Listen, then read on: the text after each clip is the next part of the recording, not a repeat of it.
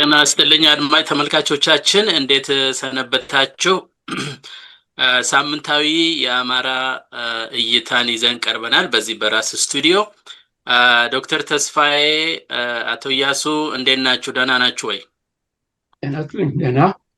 ደህና እግዚአብሔር ይመስገን። እንግዲህ አድማጭ ተመልካቾቻችን ዛሬ የምናደርገውን ውይይት እንጀምራለን። እንደው አጠቃላይ ነገር ለመስጠት ያህል የሚዲያችን መሪ ቃል እንደምታውቁት እህሉን ከግርዱ ነው። እንግዲህ የእንግሊዘኛው ቃል ሲግናል አባብ ኖይዝ ብለነዋል ከትርጉሙ አንጻር። እንግዲህ ይሄ ዛሬ የምናየው ጉዳይ የምንመረምራቸው ጉዳይ ዋናው የአማራ የህልውና ትግል ነው። በዛ ውስጥ ሁለት አበይት ጉዳዮች ይኖሩናል። ርዕሳችን ላይ እንደምናየው ከጭጋጉ ባሻገር ይላል እና ከጭጋጉ ባሻገር ሆነን የምናያቸው ሁለት ክፍሎች ያሉት ጉዳይ አለን ዛሬ። እነዚህ ሁለት ክፍሎች ይሄን ይመስላሉ። አንደኛው የአስተሳሰብ ግልጽነት ነው። ሁለተኛው ደግሞ የህልውና ትግልና ፖለቲካ በሚል ዝርዝር ጉዳዮችን እናያለን እና በድጋሚ እንኳን በሰላም ወደ ሚዲያችን መጣችሁ እንላለን። እንግዲህ እስኪ ከዶክተር ተስፋዬ ልጀምር። የመጀመሪያውን ጥያቄ በዚህ በአስተሳሰብ ግልጽነት ማንነት ወይም የሐሳብ ግልጽነትና ማንነት ማለት እንችላለን። እንግዲህ የአስተሳሰብ ግልጽነት ሲባል ራሱ ቃሉ ከግልጽነት ቃል ትርጉም ይጀምራልና የግልጽነት ትርጉም በእርግጥ ከዚህ ከህልውና ትግሉ ጋር አያይዘን ነው የምናየው፣ ግን በመጠኑም ቢሆን እሱንም ዳሰስ ማድረግ ይቻላል። ግን በጦርነትና በፖለቲካ ቀውስ ውስጥ የአስተሳሰብ ግልጽነት የምንለው ከትንታኔያዊ እውቀት ባለፈ ለትግሉ ድል ያለው ተግባራዊ አስፈላጊነት ምንድን ነው ነው የመጀመሪያው ጥያቄና እስኪ ዶክተር ተስፋዬ ጀምርልን ይሄን ውይይት። እንግዲህ የፖለቲካ አስተሳሰብ ግልጽነት የሚለው እንግዲህ ይሄ ብዙ ሰው ያነሳዋል ይህን ጉዳይ። ሀሳብ ማጥራት ወሳኝ ነው ለትግሉ የሚባል ነገር በጣም እርግጠኛ ነኝ ሰምታችሁ ብዙ ጊዜ እንሰማለን። ግን ግልጽነት በነገራችን ላይ እንግዲህ በዝቅተኛ ትርጉሙ ለምሳሌ ከብዥታ የጸዳ እንግዲህ ማለት እንደማለት ነው። ግልጽ ነው ስትል የተምታታ ወይም ተቃርኖ ያለው የአይምሮ ውጤት ሳይሆን ይሄ ያለምንም ችግር መረዳት የሚችል ማለት ነው። ግልጽ የሆነ ማለት እንደማለት ነው። እና ጥራት የሚለው ደግሞ ይሄ ያልደፈረሰ እንደማለት ነው። ጥራት ግን ሰፋ አድርገን ስናየው ግልጽነት እንደ ወይም ጥራት እንደ ይሄ የፈረንጆቹ ኳሊቲ የሚሉት የአስተሳሰቡ ደረጃ ከፍ ዝቅ ሊል የሚችል ዝም ብሎ ተራ ርዕዮታዊ ቀኖና ምናምን ብቻ ሳይሆን በጥሞና የታሰበና የተብላላ እንግዲህ አስተሳሰብ እሱ ብለን ልናየው እንችላለን። አስተሳሰብ እንግዲህ ስል በድፍኑ ስንል በእኔ ግምት እናንተ ሌላ ሀሳብ ካላችሁ መስማት እፈልጋለሁ። ምንድነው የሚጠቀልለው?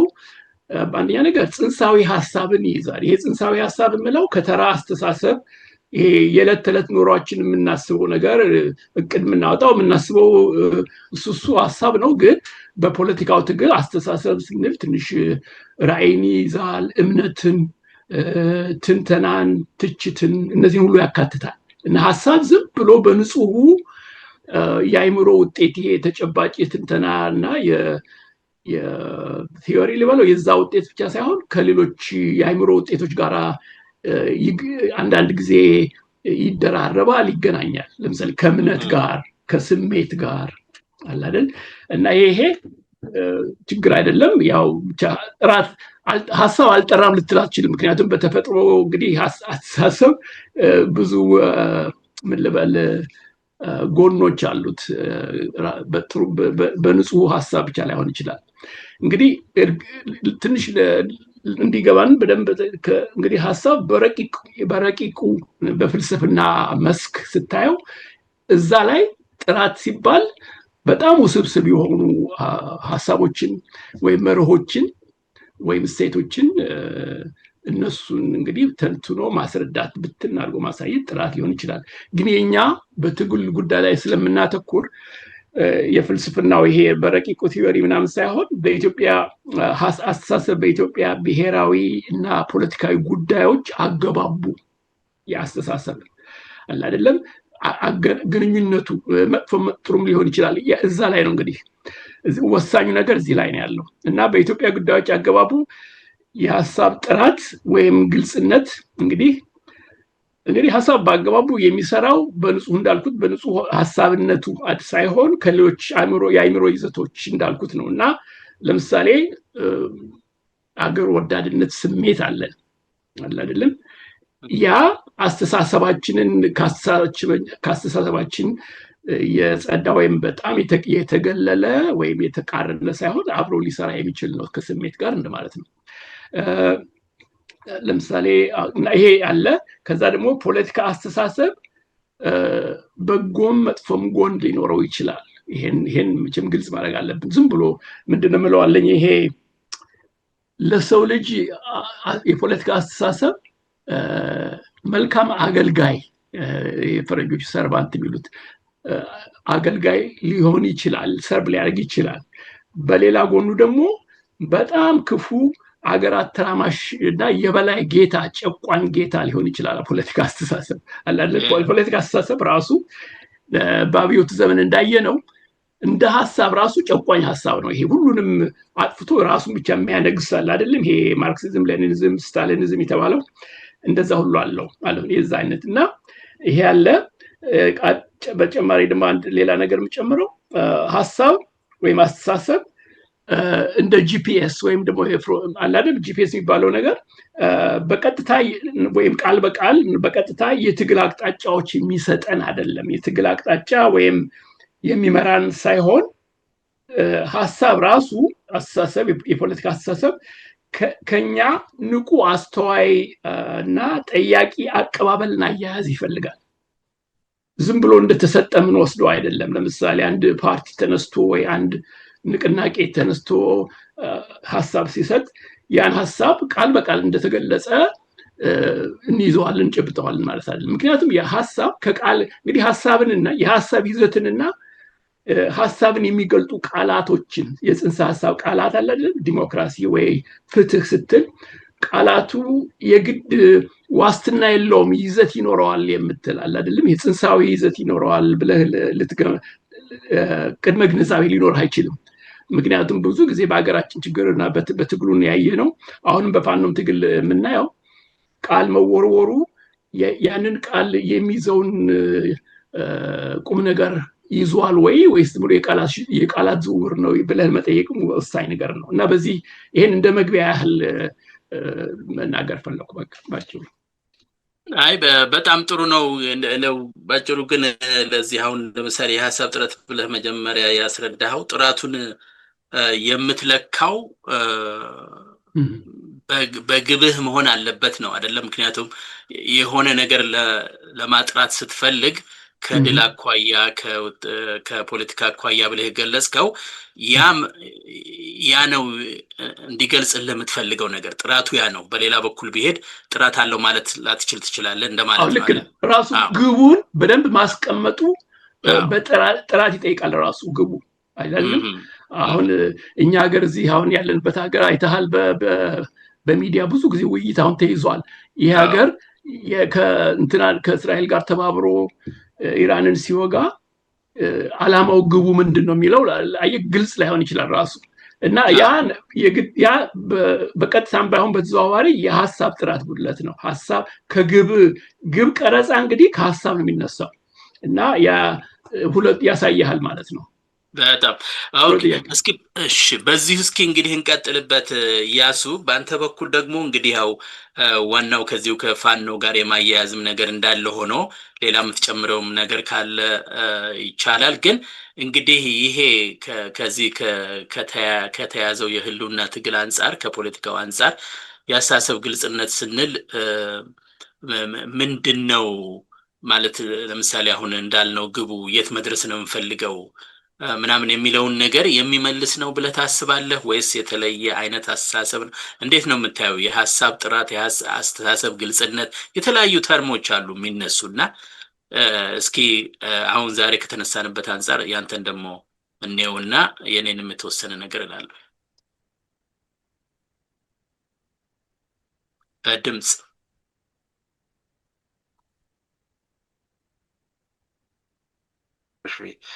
አይ ጥሩ ምንድን ነው ከዚህ ቀደም የተደረጉ የፖለቲካ ትግሎች በተለይ ከበርሊን ግንብ ከመፍረሱ በፊት የተደረጉ የፖለቲካ ትግሎች በተለይ በአፍሪካ ውስጥ የተደረጉ የፖለቲካ ትግሎች እንደ ማታገያ መሳሪያ አድርጎ የሚያነሱት የራሳቸው የፖለቲካ ጽንሰ ሐሳብ አለ እና እንደ አንከር የሚያደርጉበት ወይንም እንትን የሚሉበት ማለት ነው። ስለዚህ ለምሳሌ አሁን እነ ማንዴላን ብንወስደው እነ ማንዴላን ከአፓርታይድ ነፃ ሀገሩን ማድረግ ሲሆን ለዛ ደግሞ የሚጠቀሙበት የነበረው መሳሪያ አስተሳሰብ መሳሪያ ከሞላ ጎደል ከርዕዮተ ዓለም ጋር የተያያዘ ነውና ብዙ ብጅታ አልነበረው፣ ግልጽ የሆነ ነገር ነበረ። በዛ በኩል ጠላት አለ፣ ጠላት የምትለው የአፓርታይድ አገዛዝ አለ፣ በዓለም አቀፍ የተወገዘ ነው። ስለዚህ የፖለቲካል አደረጃጀት ይዘ ዓላማ ግብ በትክክል ይታወቃል።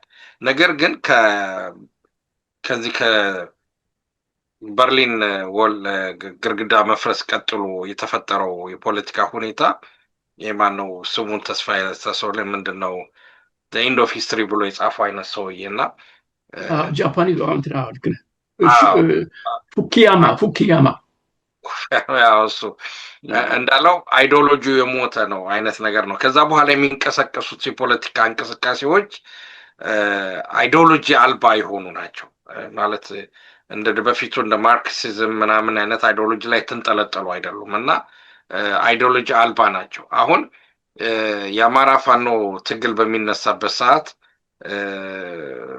የትግሉን አስተሳሰብ በጽንሰ ሐሳብ ላይ ሊመሰረተው የሚችልበት የጽንሰ ሐሳብ መዋቅር የለው፣ በዛ ላይ የሚመሰረተው የለው። ምክንያቱም ማርክሲዝም አደርጋለሁ ቢል ያው በእኛ ሀገር ድንገት በመቋሚያ ሁሉ ሊመታ ይችላል።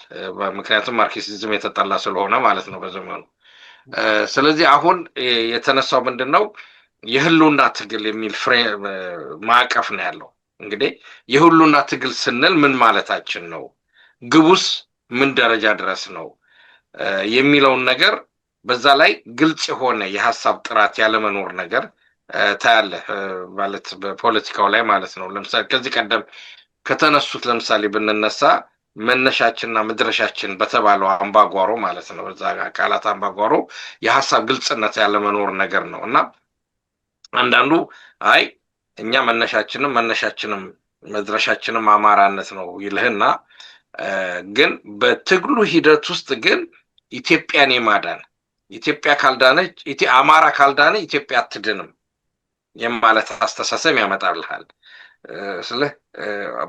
ስትመለከተው እንትን ውስጥ ከአማራ ውጪ እንቅስቃሴ እንደሌለው የሚያስብ ነገር አለ። መነሻችን አማራ መደራሻችን አማራ ሲል ማለት ነው።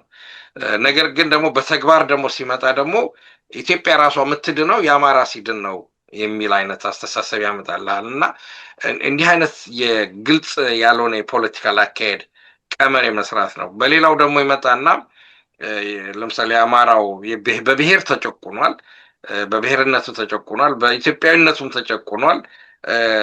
ነገር ግን ያም ቢሆንም መነሻችንን አማራ እናረግና መደራሻችን ኢትዮጵያ እናረጋለን ሲል ከሌሎች ህብረተሰቦች ጋር ደግሞ ያለውን ቅንጅትና ህብረት በትክክል ያላስቀመጠበት የሆነ ፍሬምወርክ ታገኛለህ ማለት ነው። ስለዚህ የፋኖ እንቅስቃሴ በቅድም እንዳልኩት ለምሳሌ ይሄ በማርክሲዝም ድሮ እንደ ነፃነት እንቅስቃሴ ቢሆን ኖሮ ለምሳሌ እንደ ምሳሌ ላስረዳና ጣሊያን በእኛ ላይ ተጭኖ ቢሆን ኖሮ የነፃነት እንቅስቃሴ ብናረግና ከነፃነት እንቅስቃሴውን ቀጥሎ የማርክሲዝም ብንሆን ሁሉም ሰራተኞች ሁሉም ጭቁን ህዝቦች አንድ ይሆናሉ የሚለውን ነገር ይዘን ስለምንነሳ ያንን ጥያቄ አናነሳ ማለት ነው። ነገር ግን አሁን እንዲህ አይነት ነገር የለም። የምትታገለው አንደኛ በአንድ በኩል ተጨቆንኩ ብለህ ነው፣ በሌላ በኩል ደግሞ ጨቋኝም ተብለህ ነው የምትታገለው እና በዚህ በኩል ምክንያቱም በጨቋኝ ብለህ ስትመለው የአማራው ኦፖነንት የሆኑ ኃይሎች የሚያስቡት ይኸው ያንን ዘውዳዊ አገዛዝ ሊያመጡ ነው፣ ያንን ድሮ ስርዓት ሊያመጡብህ ነው፣ ያ ስለሌላቸው ብሎ በውጭ ሀገርም ደረጃ የሚናገሩ ነገሮች አሉ። ይሄንን ነገር እንዴት አድርገህ ታጠረዋለህ ነው ፖለቲካሊ። ይሄን ነገር እንዳልሆነ እንዴት አድርገህ ታጠረዋለህ የሚል ነው እና በዚህ በኩል የሚታዩ ግድፈቶች አሉ። የዚህ ደግሞ ዋናው ምንጩ ምንድን ነው?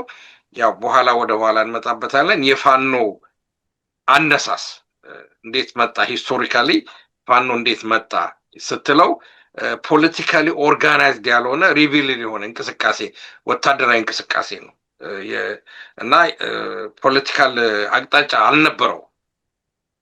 ለምሳሌ አቤ ጎቤን እንወስዳለን። አንድ ሰው ነው እንጨብጣታለን ብለው ወጡ። ፖለቲካል ድርጅት የላቸውም፣ ግን ያው ተቀናቃኙ ክፍል በሚያስበላቸው መንገድ አስበላቸው።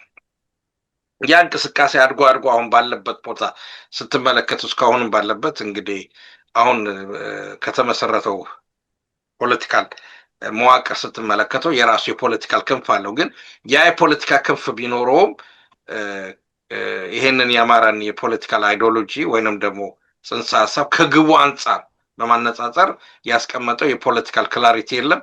ለምሳሌ ከዚህ ቀደም መስከረም አበራ ታረገው የነበረው አንዱ ጥረት ይሄን ነበረ። የተለያዩ ጽሁፎች እያወጣች ያንን ነው የምለው። በጣም ጥሩ ነው። እንግዲህ ይሄ ነገር እኔ ደግሞ የማይበት መንገድ ገለጻችሁት ነገር እንዳለ ሆኖ በጣም ጥሩ ሆኖ በተወሰነ ደረጃ ቅድም ብሔራዊና ፖለቲካዊ ብሎ ዶክተር ተስፋ የገለጸው ጋም ይያዛል። አሁን እያሱም የጠቀስከውን በተለይ የዳይሬክሽኑን በማሳየት ረገድ ከዚህ ከምንድነው ከሶሻሊዝም ኮሙኒዝም ወይም ከተለያዩ ርዕዮተ ዓለም ጋር በማገናኘት የግልጽ ይሆን ነበር። ያሁኑ ግን ግልጽ አይደለም። እኔ ደግሞ የማየው ምንድነው የተነሱበትንም ነገር ይሄ ነው ብሎ እሱን ደጋግሞ መናገርም ራሱ ያጠናክረዋል ባይ ነኝ። ለምሳሌ ግልጽነትን ለማሳየት ከተፈለገ አይ እኔ በቃ አማራ ለምሳሌ ነው፣ አማራ ትልቅ ህዝብ ነው፣ አሁን በደረሰበት ሁኔታ ራሱን ነፃ ማውጣት አለበት፣ ከዛ ደግሞ ለታላቅነቱ የሚበጅ ደግሞ ራዕይ ይኖረዋል ብሎ ይሄ ነው በቃ ከዚህ ዋናው ሐሳባችን ይሄ ነው ብሎ ማስተዳደርም ከሆነ ከድህረ ጦርነት በኋላ በዚህ መልክ እናስተዳድራለን ብሎ ምንም ይሁን ምንም አሁን አንዳንድ ጊዜ እኔ የሚሰማኝ ምንድነው ነገሮችን ፈራተባ ብሎ የሚሄድ ነገር ነው ያነሱታል። በተለይ በኋላ ምን መጣበታለን እነሱም በመግለጫቸው ጋር አንዳንድ ያነሱት ነገር አለ፣ እሱንም ማንሳት እንችላለን። አንስተውታል፣ ግን ስራዬ ብለው እዛው ላይ ቶሎ እንትን ብለው በደንብ ገለጻ ይፈልጋል። ጽንሰ ሐሳቡን በደንብ ለማስረዳት ወይም የተነሱበትን ነገር መድረሻቸውን ምን የሚለውን ነገር ማለት ነው። ስለዚህ አንደኛ መድረሻቸውን ወይም ደግሞ ከድህረ ጦርነት በኋላ ምን አደርጋለሁ የሚለውን ነገር በግልጽ ቢናገሩት በቂ ነው። ከዛ ደግሞ አካሄዳችን በዚህ መልክ ነው። በኋላ ምን እናነሳዋለን። ይሄ የማንነት ጉዳይ እንደዚህ የተነሱ ነገሮች አሉ። እነሱ ሁሉ በግልጽ ቢቀመጡ ያስተሳሰብ ግልጽነት ይኖራል። ለዚህ ነው መጀመሪያ አካባቢ እንደገባኝ ግቡ ከታወቀ አስተሳሰባችንን ወይም ደግሞ አስተሳሰብ የፋኖን አስተሳሰብ ማጥራት ይቻላል፣ ግልጽ መሆን ይቻላል። ግን ያ ግብ በደንብ ካልተቀመጠ ትንሽ ችግር ያመጣል ማለት ነው። እና በዚሁ እስኪ የሚነሳ ነገር ካለ እዚሁ ላይ ማንሳት ትችላላችሁ። ትንሽ ንግግሩ አንዱ በአንዱ ላይ እየገባ ሐሳብ መስጠት ይችላል። በነገራችን ላይ እስኪ ግባ። እሺ አለኝ። አዎ እንትና ለምሳሌ እያሱ ያለው ላይ የሐሳብ ትግል መሳሪያ መሆን እሱም ሳቢ ጥያቄ ነው በእኔ ግምት እና የሚገባውን ያህል ትኩረት አያገኝም በትንታኔ በምናምን። ምክንያቱም እንደ ቅድመ ግንዛቤ ይወሰዳል። በቃ አሳምሽን ሆኖ ትግል መሳሪያ ነው ተብሎ ይወሰዳል። ግን ትግል ይሄ ሐሳብ የትግል መሳሪያ ሲሆን እንዴት ነው የሚሆነው? አላለም እንዴት የሚለው ጥያቄ ወሳኝ ነው። ምክንያቱም ወያኔም እኮ ፖለቲካ አስተሳሰብን የትግል መሳሪያ አድርገዋል። ኦነጋውያንም ይሄ እያደረጉ ነው። ግን ለሀገርና ለአማራው ህዝብ የተረፈው ነገር መከራና ችግር መፈናቀል ነው እንጂ ምንም እንትን አይደለም። አፍራሽ ነው ብዙ ነገሩ። ስለዚህ ሀሳብ ወይም አስተሳሰብ፣ የፖለቲካ አስተሳሰብ የትግል መሳሪያ የሚሆነው በአንጻር ለምሳሌ ዲሞክራሲን ብንል፣ ፍትህም ብንል፣ አንድነትም ብንል አላለም የአማራው ህልውናም ብንል ያ ሀሳብ በተወሰነ ደረጃ እንግዲህ መፈላሰፍ ሳይሆን በተወሰነ በትግል አውድ ሀሳቡ ምን ልበል ይሄ ሙሉነቱን ይሄ ኢንተግራል እንደሆነ ነው መጠቀም የምትችለው። አየህ ይሄ ዋና ይዘቱን መሰረታዊ ይዘቱን ወይም ደግሞ ኤሰንሱን አፋልሰህ ዝም ብለህ የወገንተኝነት መሳሪያ አድርገህ ብትታገልና ሄደህ አንድ ነገር ብታሸንፍ ሀሳቡ ኦልሬዲ እንትን ሆኗል። በቃ አላለም በሙስና ተበክሏል። የሀሳብ ሙስና አለ በነገራችን ላይ ኮራፕሽን እና እዚህ ላይ ይሄን ነገር የሀሳብ ምንድን ነው ያልከው? እንደገና ሙስና የሀሳብ ሙስና ነው። እሺ ማለት ኮራፕሽን የሚለው ዝም ብሎ ጉቦ መብላት ምናምን ሳይሆን አንዳንድ በተለምዶ ኮራፕት ማለት አንድ ነገር እውን ይሄ ተፈጥሯዊ ይዘቱንና ቁመናውን ስትለውጠውና ፐርቨርት ስታደርገው ኮራፕት ታደርገዋለህ። አየህ ያ መሆን የሚገባውን ሳይሆን ያልሆነውን እንደሆነ አድርገህ ታቀርበዋለህ። ለምሳሌ ዲሞክራሲ ብለህ የወያኔን ዘረኛ አገዛዝ ፌደራል ምናምን ብለህ ደግሞ ትግሬዎቹ የሚገዙትን ትግሬዎቹ ብቻ አገር ሲያተራምሱ ፌደራላዊነት እያልክ ብለን እንቀበል ነበር። አየው ይሄ ራሱ ፌደራላዊነት የሚለው ጽንሰ ሀሳብ ኮራፕትድ ሆኗል። ይሄ በቃ ሙስና ደግሞ ግስ የለውም። ስለዚህ እንዴት እንደምለው አላውቅም። ኤኒዌይ ተበላሽቷል። በቃ ከስር መሰረቱ ተበክሏል ልበል ተበላሽቷል እና የሐሳቡን ያፈጻጸም ችግር ሳይሆን ያለው ከጽንሱ አቀራረጹና ቃል ኪዳን አገባባችን ለዛ ሐሳብ በጣም የተበላሸ ነው። አይው ይሄን ምለው ምንድነው የፋኖ ትግል አሁን የወያኔን በጣም የተንዛዛ ሙሰኛ የሆነ የፖለቲካ አስተሳሰብና የኦነጋውያን ለአስርተ ዓመታት አገሪቱ ብዙ ተጭኖባት አሁን በአዲስ መንፈስ በአዲስ ትውልድ እንደሚሉት በአንዳንድ ፋኖች መልሰህ ያንኑ እነዚህን ሐሳቦች መልሰህ ማሰብ አለብህ። ከመሬት ተነስተህ ማሰብ አለብህ ብዬ አስባለሁ። አንድ ሌላ የምጨምረው ነገር ስሜታዊነት መስሎኝ እሱ አሁን ለምሳሌ እንደዛ ሲሉ ፌደራል ይሁን ምናምን ሲሉ እኮ ከስሜት የመነጨ ይመስለኛል። ምክንያቱም እነሱ በዛ መልክ መተው ነው እንደዚህ ሆኖት ለምን እኛ እናረጋውም አይነት ነገር እና ሳያውቁት ይገባሉ ማለት ነው ወደዛ። ስሜታዊነት ደግሞ አሉታዊና አዎንታዊ ጎን አለው። ስሜት ለምሳሌ ቅድም እንዳልኩት መግቢያ ላይ ባጭሩ ነው ብዙ ጊዜ እንዳልወስድ አስተሳሰብ ከስሜት የጸዳ ሊሆን አይችልም። አየው ምንም እንደው ረቂቅ ብትሆን አንድ አይነት ፓሽን አንድ አይነት የምትወደው የምትጠላው ወይ የምትፈልገው ነገር ይኖራል። ምኞት አለ፣ ፍላጎት አለ እና ሐሳብ ጋራ እነዚህ ሁሉ አላለም ይገናኛሉ፣ ይዛመዳሉ፣ ኢንተርሴክት ያደርጋሉ እና ይሄን ወደፊት በጠጋ ብሎ ማየት ይቻላል። እና ይሄ ነው እርግጥ እንዳልከው መጥፎ ዝም ብሎ ተራ ስሜት አለ።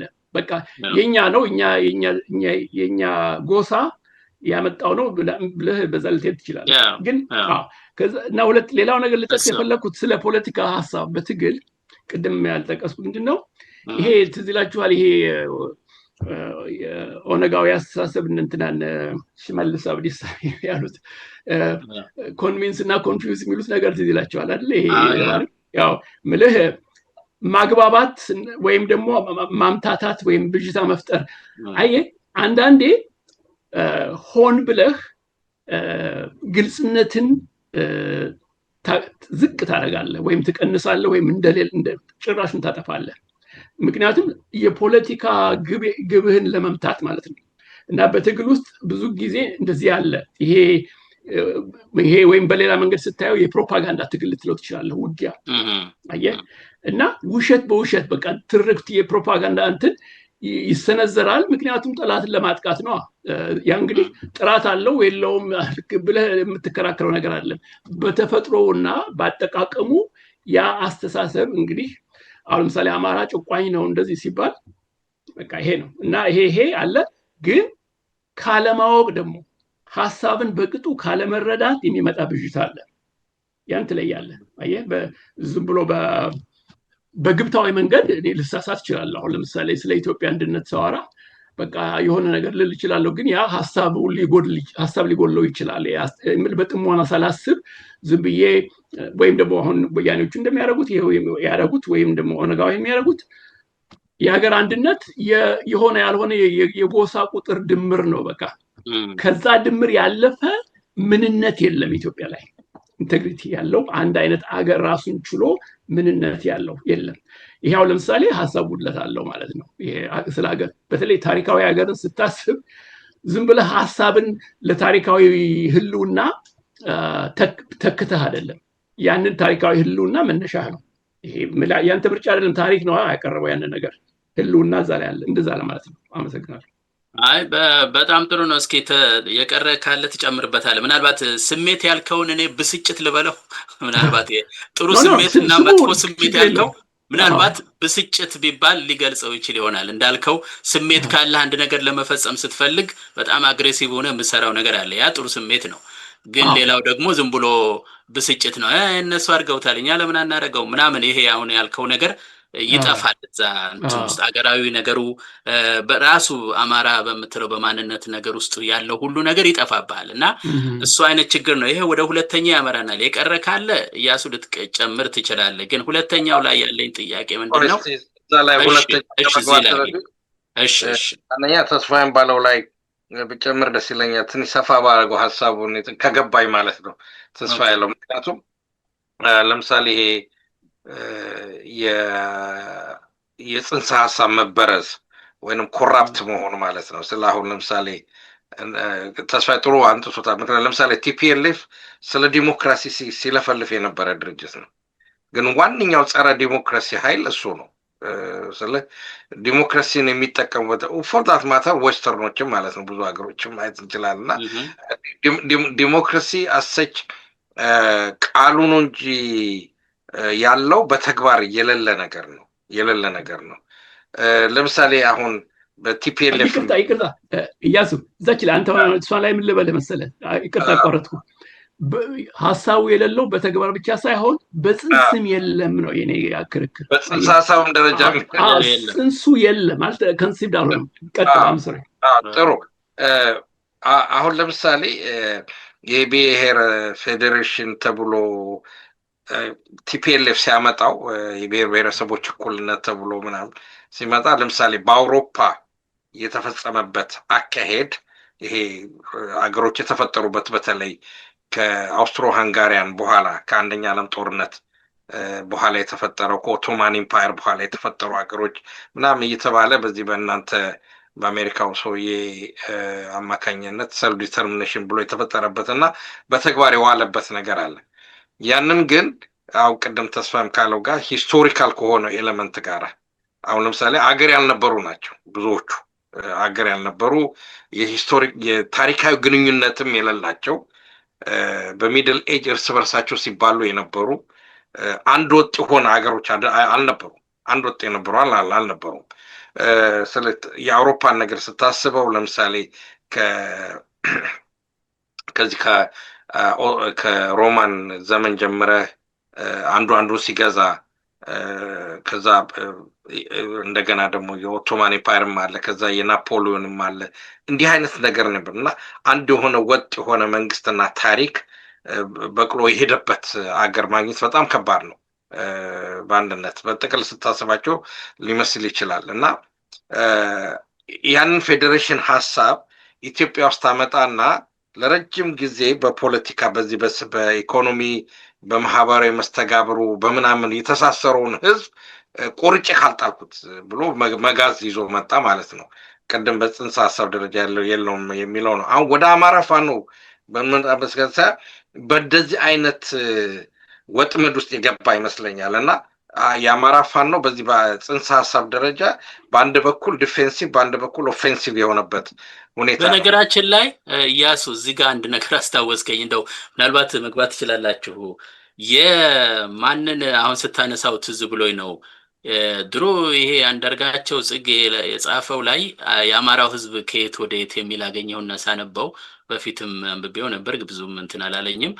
እዛ ላይ ሳየው ብሔር ብሔረሰቦች ምናምን ያው እንዳለ ይቀበለዋል እና እነሱ ሊቆዩ የቻለበት ምክንያት ይላል ኋላ ቀር ፊውዳል ስለነበረ ነው አገዛዙ እንጂ እንደሌላው ሀገር ወደ ካፒታሊዝም ሄዶ ሰልጥኖ ቢሆን ኖሮ ሁሉም አንድ ይሆን ነበር የሚል አርጊመንት ሁሉ ያነሳል። የሚገርም ነገር እና እንደው አብረህ እንድታየው ብዬ ነው ስላነሳህ ነው። አሁን ይሄ ብሔር ብሔረሰብ የምትለውን ነገር የፈረንሳይ ለምሳሌ አንዱ ኤክስፒሪየንስ ወስዶ ፕሮባብሊ እሱንም አይቶት ይሆናል። እንደዛ ነው የሚያደርገው። ፈረንሳዮች ለምሳሌ የተለያዩ ብሔረሰቦች የነበሩበት በጣም የተቀያየጡ ነበርና የሚለው ምንድነው የጋዜጣ መመስረት፣ የባቡር መምጣት፣ የካፒታሊዝም ማደግ ይሄ የፈረንሳይን ህዝብ አንድ እንዲሆነና አንድ ቋንቋ እንዲናገር አድርገውትና ይሄንን የተለያዩ የነበሩትን ወደ አንድ እንዲያመጣ ጀርመኖችም እንደዛ ናቸውና ግን ኖት ነሰሰርሊ በአንዳንድ ሀገሮች ለምሳሌ አሁን ኢንግላንድ አለ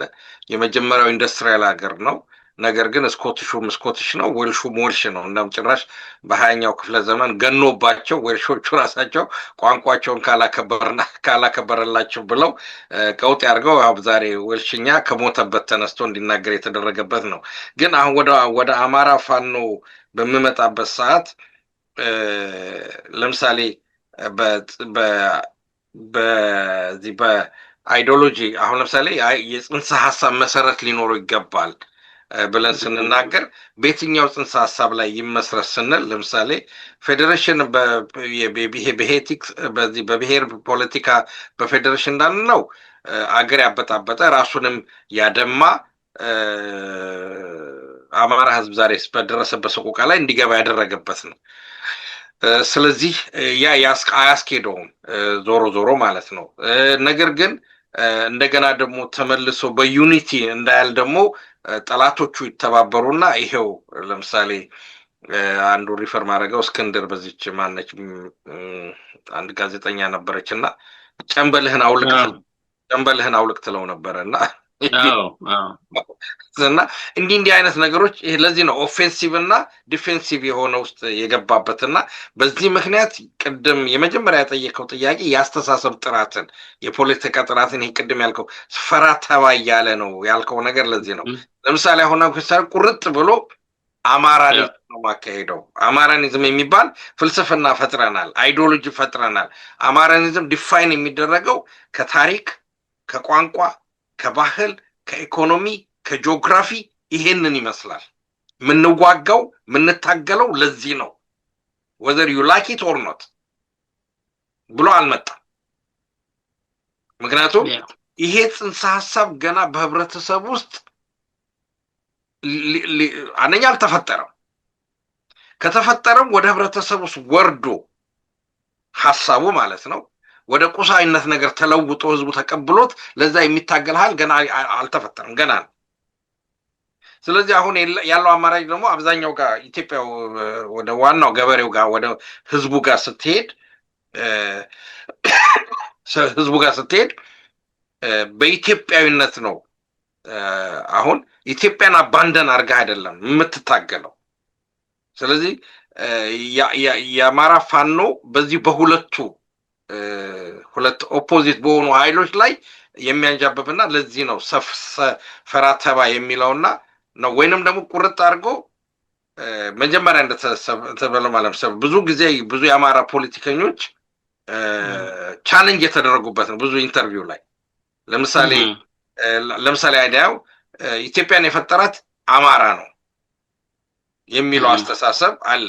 አሁን ለምሳሌ ኢትዮጵያን የፈጠራት አማራ ነው whether you like it or not ታሪካችን ኢቭን አሁን በቀደም በተከበረው አድዋ በዓል ላይ እና አብይ ባሰማሯቸው በእስልምና አቀንቃኞች ሚኒሊክ ስም እንዳይነሳ የጣይቱ ስም እንዳይነሳ ብሎም ይሄንን የሚያረጉት ሃይማኖታዊ ሊያረጉት ነው።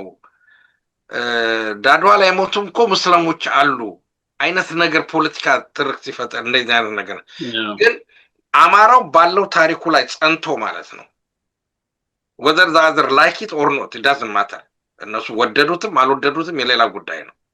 ሌላ ስለወደደልህ አይደለም፣ ጠላት ስለወደደልህ አይደለም። የኛ አቋም ይሄ ነው፣ የኛ ታሪክ ይሄ ነው፣ የኛ ፍልስፍና ይሄ ነው። ከኛ ጋር ካለ ብሎ አይ ኢትዮጵያን መፈልጋት በዚህ አይነት ደረጃ ነው ብሎ ጥርት ያለ ፖለቲካል አቋም ይዞ ሊወጣ አልቻለም። ለዚህ ነው ፈራተባ የሚለው ነገር ውስጥ እየገባውና ይሄ የሚቀጥል ይመስለኛል። እንግዲህ ስለ ወደፊትም እየተጓተትን የምንሄድበት ጉዳይ ነው። አያልቅም። አይ ይሄን ነገር ማጥራት አለብን። ጥሩ ነው። የምንችለውን ያህል ነገር ነው፣ መወያያ ነው፣ ይቀጥላል።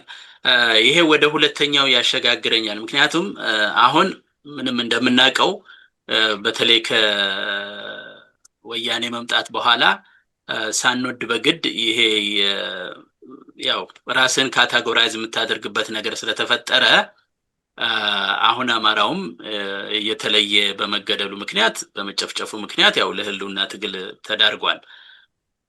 ከዚህ አንፃር ያው ማንነት ያው ነዳጅ ነው ማለት ይቻላል። ፊውል ነው። በቃ በማንነት ስትደራጅ ነው በጣም ኮሄሲቭ የሆነ እንቅስቃሴ የምታካሄደው አሁን ባለው ተጨባጭ ሁኔታ። ግን ዞሮ ዞሮ ግን የአገራዊ ሁኔታ ደግሞ ስላለ ይሄን ማንነትና አገራዊ ሁኔታውን አጣጥሞ አቻችሎ ለመሄድ እርግጥ የአስተሳሰብ ግልጽነት አለ። እሱን አያይዘን እንዴት ነው ልናየው የምንችለው? እኛ ከዚህ በፊት አይነው ዶክተር ተስፋዬ በተለያየ መድረክ ተናግረዋል። ይሄን ነገር አማራነት፣ ኢትዮጵያዊነት አንዱ በአንዱ ውስጥ ያለውን ነገር ለመግለጽ ሞክራልና እስኪ ዛሬ ይሄን ነገር እናስኪደው። የግድ በማንነት ይደራጃል። ፋኖ ደግሞ የምንከተለው አማራ ብሔርተኝነት ነው ብለዋል። ኦልሬዲ በግልጽ አስቀምጠዋል። ያን ማለት ግን የሀገራዊ ሁኔታውን አላዩትም ማለት ነው። ኢንድ ጎል ደግሞ አሁን አስተሳሰብ ግልጽነት የምንለውም አንዱም እሱ ነው እና መጨረሻ ላይ የመጨረሻው ነገር ምንድን ነው ሲባል ደግሞ ሁሉንም ማዕቀፍ ያደረገ እንደዚህ የሚሉት የገለጹት ነገርም አለና እስኪ ከዚህ በላይ እንዴት ያጥሩት? እስኪ እሱንም ጨምረ ትንሽ ዶክተር ተስፋዬ። ግን ይሄ የአማራነትና የኢትዮጵያዊነት ግንኙነት ራሱን የቻለ አንድ ርዕሰ ነገር አድርገነው ነው መስለኝ የነበረው አይደለም ወይስ የአማራ ህልውና ትግል ጥራት ብዬ ልሂድ? እሱን በዛ ሄደው የማንነት አስፈላጊነት አሁን እኔ በጥያቄ መልክ ያዝኩት እንዴት ነበረ የአማራ ተጋድሎ የህልውና ትግል እስከሆነ ጊዜ ድረስ አማራነትን በማንነት ደረጃ በግልጽ መረዳት ለትግሉ የሚሰጠው የሞራልና የስልት ጥንካሬ ምንድነው ነው። ግን እግረ መንገዴን ከሶስተኛው ጋር አያያዝኩት ከሀገር ያ ሶስተኛውን ለጊዜ ወደ ጎን ትቼ ግን ይሄ ያ አሁን ካንተ በፊት እያሱ ሲናገር ይሄ ጥርት ያለ ነገር ቁርጥ ያለ አማራ ፍልስፍና ወይም ርዕዮት ወይም አገራዊነት ግልጽ አለመሆንና ፈራተባ ማለት የሚለው ምንድነው? በእኔ አተያይ አማራነት የአማራ ማንነት ወይም አማራነት ትንሽ ወሰብሰብ ያለ ነው። እንደ እንትን የለውም ከትግሬ ማንነትና ከኦሮሞ ማንነት ተመዛዛኝ ወይም ደግሞ ተመሳሳይ ነው ማለት አዳጋች ነው። አማራው ምክንያቱም በአፈጣጠሩ፣ በአሰራሩ፣ በታሪካዊ እድገቱና ልማቱ ጎሳ ወይም ነገዳዊነቱ ላይ የሚያጠነጥን ሳይሆን ነገዳዊነቱን ለይቶ ማንነቴ ይሄ ነው የሚል ማህበረሰብ ሳይሆን የተለያዩ ዘርፎች አሉት የማንነቱ መገለጫዎች የሚይዛቸው። ይሄ ደግሞ የተማረው ልሂቁ ቀለም ቀመሱ ብቻ ሳይሆን ተራውም ይሄ ገጠሬውም አማራ ምንድነው ለምሳሌ ስብዕና የሚባል እንትን አለ፣ ጎን አለው። አሁን ይሄ ስብዕና ማለት ከጎሳ እንትን ያሳልፈሃል አስፈንጥሮ በሰውነትህ ሰው መሆን በሚለው በጣም በጣም በምር የተያዘ እሴት ነው በአማራው ማህበረሰብ ስብዕና። ይሄ አንዱ ስትራንድ ወይም እዚህ ጋር ልግባ ዶክተር ተስፋዬ። እንደው በቃ የመጣልኝ ነው አሁን ስትናገር ከሌላው ከተለየ ሁላችንም ሁልጊዜ እንለዋለን እንደው ግልጽ የሚሆን ከሆነ ብዬ ነው። ምናልባት ከሌላው የተለየ አገራዊ መፍጠር እንደዚህ አማራነትም ኢትዮጵያዊነት ነው እንደዚህ እየተባለ ስለሚገለጽ ያ ማለት ሌሎቹን በተለይ የጽንፍ ነገር የሚያካሂዱትን እነሱ እንግዲያው ባይተዋር ናቸው ማለት ነው። ባይተዋር ቢሆኑ ነው ብሎ ኮንክሉድ ማድረግ ይቻል ይሆን? እና አንዳንድ ጊዜ የፈለገ ሰው ሊል ይችላል። ግን እኔ ማወራው ተጨባጭ ታሪካዊ እና ባህላዊ እና መዋቅራዊ ልዩነቶች ነው ማወራው። የአማራው ተክለ ነገድነት ተክለ ሰውነት የሚሉት ይሄ ሳይኮሎጂስቶች ፐርሰናሊቲ የሚሉት እኔ ኤክስቴንድ አድርጌው የነገዳዊ ቁመና የአማራው እንደ ነገድ እኮ ራሱን ችሎ ልዩነት አለው አማራው አይደለም ማለት የራሱ ቋንቋ ምንም እንኳን በኋላ በሂደት ቢጋራውም ከሌሎች ማህበረሰቦች ጋርና የሀገር ቋንቋ ቢያደርገውም ባህላዊ የእንትን የመንፈሳዊ ብዙ ልዩነቶች አሉት እንደ ነገድ። ግን እነዛን አጉልቶ እና ወይም ደግሞ ያንን ከልሎ ወይም ደግሞ ምን ልበለው ዘግቶ ማለት ነው እንግዲህ ይሄ በብቸኝነት ይሄ ኤክስክሉሲቪቲ ፈጥሮ ይሄን ወይኔ መለያ አላለም። እንዲያውም ይሄን ማድረግ በጣም ቸግሮታል እና ይሄ ደግሞ አይደንቀንም። ምክንያቱም ታሪካዊ አፈጣጠሩና ሲለማ አለማሙ ልበል ሰፋ ያለ የራስ እይታ ነው ያለው አማራው ማህበረሰብ እና ይሄ ደግሞ ከሀገራዊነቱ ጋር እርግጥ ይገናኛል። ግን ሀገራዊነትም አልፎ ስብዕና የሚባል ነገር አለ፣ መንፈሳዊ እንትን አለው። ይሄ ሁሉ አሁን በፋኖ ትግል ለምሳሌ እናያለን። እስረኞች ሲይዙና እስረኞቹን የእስረኞቹ አያያዝ እና የሚያደርጉት በእነሱ በኩል ማድረግ ያለባቸውን ሲያደርጉ ስብዕና በአመዛኙ እንግዲህ እንደገባኝ ስብዕና አይለያቸውም። መንፈሳዊነት አለ፣ ብዙ ነገር አለ እና ይሄ ልዩ ነው ማለት አማራው በቃ አለሉ ይበልጣል ማለት አይደለም። ግን ይሄ ተጨባጭ የሆኑ በጥናትም ሆነ በእውን የምናየው በዕለት ተዕለት ኑሮ የምናየው እንዲያውም የሚገርምህ ሰለሞን ይሄ ነገር እንደዚህ ትንሽ ውስብስብ እና ሰፋ እና ጠለቅ ያለ ማንነት ስለሆነ አንዳንድ ተቺዎች በተለይ ጸረ አማራ የሆነ ወይም በአማራ ላይ ሂሰታዊ አመለካከት ያላቸው አማራ የሚባል ማህበረሰብ የለም እስከማለት የለም ይላሉ። ይሄ መገለጫ ነው የዚህ በሽታ የዚህ ስም የአማራው እንትን ማህበረሰብ አየህ በጣም የከረረና የተከበበ እና የታጠረ የተደፈነ ነገዳዊ ማንነት አላስፈለገውም ራሱን ለማሰልጠንና ራሱን ለማንቀሳቀስ በሀገር ታሪክ እንዲያውም ያን አልፎ ብዙ ነገር ለመስራት ችሏል። ያ ማለት ግን አማራ እንደ አማራ አልተቆ አሁን የአሁኑ ልዩነት ምንድነው? ከወያኔ ጊዜ ጀምሮ ከደርግ ጊዜ በተለይ ጀምሮ እስከ ዛሬ ድረስ አማራ በአማራነቱ እርግጥ ኢላማ ሆኖ ብዙ መከራ ደርሶበታል፣ ተጨፍጭፏል፣ እየተገደለ ነው፣ በየመንደሩ በየጫካው እየታረደ ነው። ግን ይህንንም ሲያደርግ ይህም ሲደረግበት እና ከውጭም ከውስጥም ደመኛ ሲያደርጉትና ኢላማ ሲያደርጉት ዝም ብሎ በነገዳዊ ማንነቱ ተጨንቀው ሳይሆን ነገዳዊ ማንነቱ ሰፋ ብሎ ከሀገራዊነቱ ጋር ትስስር ስላለውና ትልቅ ማህበረሰብ ስለሆነም እሱም ራሱ ትንሽ ችግር ፈጥሮባቸዋል ብዬ አስባለሁ እና በዚህ ነው የማየው እኔ። በጣም ጥሩ ነው። ብዙ የሚያነጋግር ነገር ነው በእውነት አንዱ ላይ ነው በጣም ብዙ የቆየ ነው። እስቲ አሁን ተመሳሳይ ጥያቄ እዚህ የማንነት ጉዳይ ትንሽም ጨረፍ አድርገዋል ቅድም እያሱና በማንነቱ ቆርጦ ሳያመነታ በሚያምንበት መሄዱ ራሱ ትግሉን እንደሚረዳ ተናግረሃልና አሁን ደግሞ ዶክተር ተስፋዬ ያስቀመጠው የተናገረው ነገር አለ። አማራውን ለዚህ የዳረገው ራሱ አመጣጡ ከማንነቱ ራሱን በተለያየ መንገድ ከማየቱ ነው። ግን በአንድ በኩል ስታየው ማንነታው የተለያየ ነገር ነው። ማንነት በተለያየ በእድሜ በትምህርት ወንድ ሴት ምናምን ማት አይነት ነገር ማንነት አለ። በእርግጥ ግን ሌላው እሱን አያይም፣ አማራው ግን እሱን ያያል። ግን ያ ደግሞ ጎርቶታልና እንዴት ነው ይሄን ባላንስ አድርጎ መሄድ የሚቻለው? በጣም አስቸጋሪ ነገር ነው ያለንበት። ምክንያቱም አንድ ሀገር ነው የሚኖረው ሁሉም አማራዊ ሰፊ አይነት ሐሳብ ቢኖረውም ያንን ግን እንደ ልቡ እንዳያስረዳም ሆኗል። ማንስ ይሰማዋል በአሁኑ ሰዓት? እና ሰለሞን ጎርቶታል ስትል ምን ማለት ነው? እንዴት ጎርቶታል ስትል አዎ ይሄን በማድረጉ ሌሎቹ የሚፈልጉትን ወደበር መጥፎ ነገርም ቢሆን ይሰራሉ። እሱ ግን መስራት አቃተው፣ ቅድም ካልከው አንጻር ማለት ነው። ያን ካቃተው ደግሞ ያው እየተጨፈጨፈ ነው ያለው። ለዚህም ነው አሁን ለህልውና ጉዳይ ለዚህ ነው ቅድምም ፈራ ተባም የሚመጣው እዚህ ላይ ነው።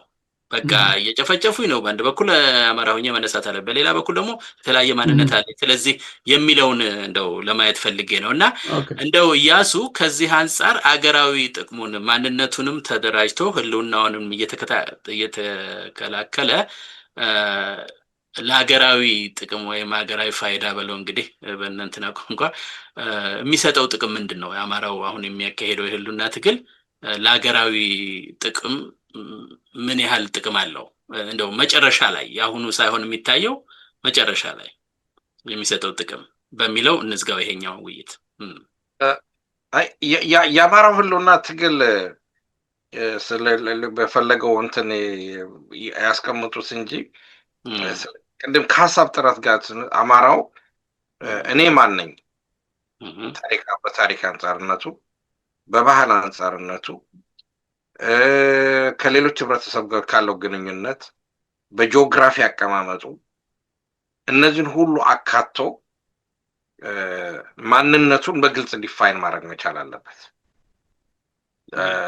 ይህንን በትክክል ዲፋይን ካላረገ ትግሉ ወጣ ገባ አይነት ነገር ይሆናል፣ ግልጽ አይሆንም። ለምሳሌ ልበልህና ከማን ጋር እንደከባልከራከርም ይሄ ጉዳይ በሚነሳበት ሰዓት ጥሩ አገሪቱን በብሔር የምታካልሉ ከሆነ ኢህአዴግ በቋንቋ ነው ያካለለው።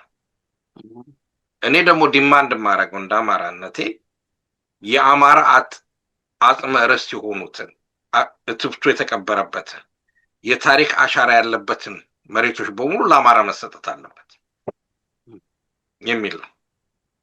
ታሪክ የሚነግረን የራሱ የሆነ ነገር አለው፣ ጠላቶቻችን ማይቀበሉት ማለት ነው። ለምሳሌ ዛሬ ኦሮሞ የተባለው ህብረተሰብ የያዘው 90% መሬት ማለት በምንችልበት ሰዓት ላይ ከ450 ዓመት በፊት የኦሮሞ አይደለም። የአማራው ብሔርተኛ ይሄንን በድፍረት ማስቀመጥ መቻል አለበት። በድፍረት የህልውና ትግል የምትለው ይሄንን ነው። ጠላትሽ ሸብረክ ሊልህም የሚችለው ራሱ መልሶ እንዲገነዘብ እንዲያስብ የሚያደርገው ያንተ ቁርጥ ያለ አቋም ነው። እና ይሄንን ቁርጥ ያለ አቋም ካልያዝክ አሁን አንዳንድ ጊዜ አሁን ለምሳሌ ዝም ብዬ ስመለከት ነበር ከእናንተ ጋር ያወራውና ስላለኝ ነው። እና ይሄ ሙስጣፋ ከማል አታቱርክ የሚሉት ተርኪን ሪፐብሊክ የመሰረተው ከኦቶማን ኢምፓየር በኋላ ማለት ነው። ኦቶማን ኢምፓየር ፈርሶ መጨረሻ ላይ ስትመሰረት የራሱን አስተሳሰብ ቁርጥ ያለ ሀሳብ ይዞ ነው የመጣው እና የመሰረትባቸው ፕሪንሲፕሎች፣ አይዲዮሎጂዎች አሉት። ስለዚህ በዚህ በኩል ለምሳሌ አሁን ያኔ ወያኔ ስትመጣ አንድ የሆነች ትንሽ ክርክር ነበረችና ስትወጋ አይ አማራው መዋጋት ያለበት ወደ ባህር ዳር እንጂ ወደ አዲስ አበባ አይደለም። ወያኔ ወደ አዲስ አበባ ልኮ እሱ ወደ ባህር ዳር መሄድ አለበት አለ። አሰምሽኑ ምንድነው? የአማራው ሀገር እና ግዛቱ ባህር ዳር ላይ ነው የሚያቆመው ማለት ነው ግዛቱ። በሌላ በኩል ደግሞ እነ በረራን የጻፉልን ሰዎች ታሪክም እንደሚነግረን አይደለም በረራ ባሌ ተራራ ራሱ የአማራ ነው። ስለዚህ የደብሩን ቃል ውሰድና በሺህ ዓመቱ ርስት ለባለቤቱ የሚለውን ቅላጼ ብንወስደው አይዲዮሎጂ መመስረት ያለበት በዛ አይነት መንገድ ላይ ነው። ስለዚህ የአማራው ትግል ፋይዳ ሊኖረው የሚችለው ትርጉም ሊኖረው የሚችለው ግልጽ የሆነ የፖለቲካል ኦብጀክቲቭ ሊኖረው ነው። ኢቨን ደወረስ ካም ለምሳሌ የመጨረሻው ነገር እንኳን ቢመጣ የመጨረሻ የከፋው ነገር እንኳን ቢመጣ የአጽመ ርስቱን አስከብሮ ማንነቱን አስከብሮ ሊኖርበት የምትችለውን ግዛቱን መያዝ መቻል አለበት። ይሄ ነው አንደኛው።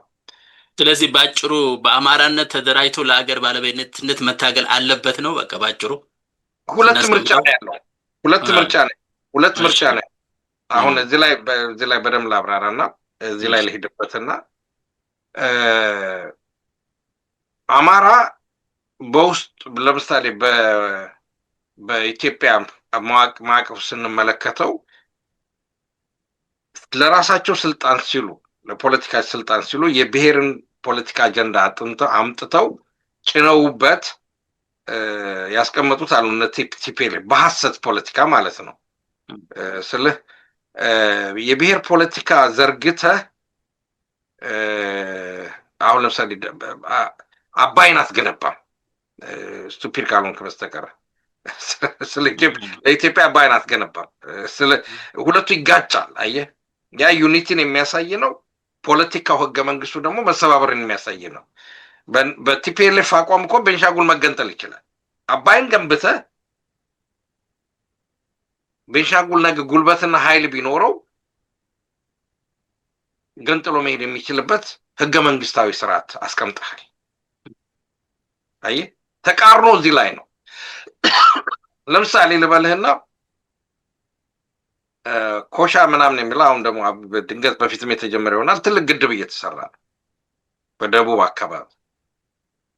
የብሔር አስቀምጠሃል ለማስፈራሪያ ነው። ስለዚህ አማራው ቁርጥ ያለውን ነገር በሚናገርበት ሰዓት በኢትዮጵያ ውስጥ ሁለት ኃይሎች ይፈጠራሉ።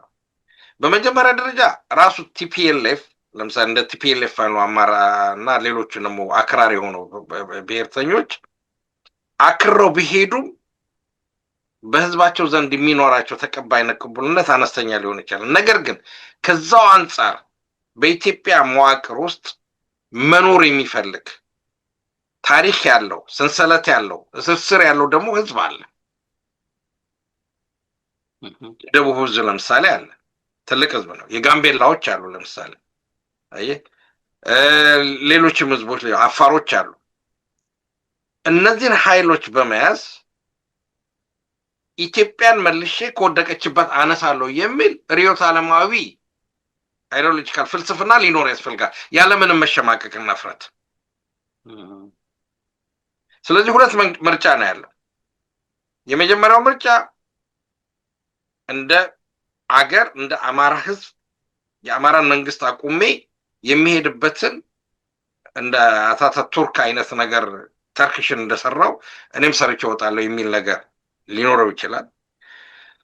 ይሄንን በሚያደርግበት ሰዓት ግን ከአማራ ህዝብ ጋር አብረው መኖር የሚፈልጉ አብረው የተዋሃዱ ህዝቦች ደግሞ አሉ።